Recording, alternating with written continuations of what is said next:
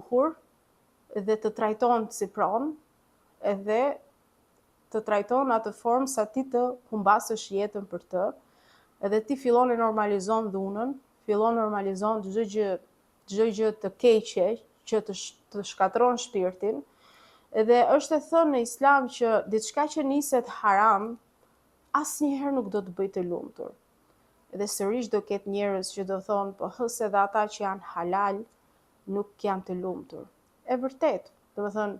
disa që kanë probleme, që bashortët nuk i bien siç duan. Patjetër, por është gjë tjetër sepse Allahu kur e bekon një martesë me fryte, me çdo gjë tjetër, dhe Allahu ka thënë që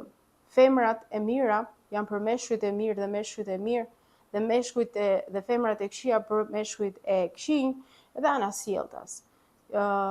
Allahu i di gjërat më mirë dhe për sa kohë ai e ka thënë në një formë të prerë që nuk lejohen këto gjëra,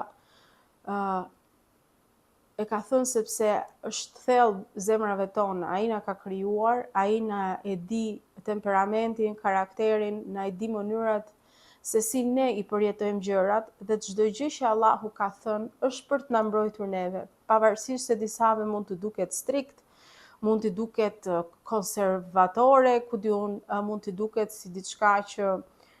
hajde bëjmë qef, s'është ndonjë problem se kalojmë nga njëri ke tjetri, e njëjta gjë mund ndodhe me martesën. Do të thënë fillojnë ta normalizojnë dhe ta justifikojnë duke i bërë njerëzit të tmerrohen nga martesa. Prandaj ajo që ti mendon se po tmerrohesh, në fakt është një siguri, është një mbrojtje që ty Allahu po të bën. Edhe nëse në një martesë halal ke probleme, nëse ke një bashkëshort të keq, narcisist, etj, është një test që ti e ke. Njerëzit testohen në këtë botë në shumë mënyra. Disa testohen duke mbetur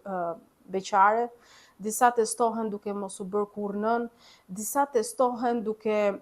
me ndjesi që nuk duhet t'i kenë, edhe ndjesitë vetë janë një lloj forme testi dhe varet tundimi, ajo forca që ti ke për brenda që mos biesh pre e tundimeve të këqija, ta zëm.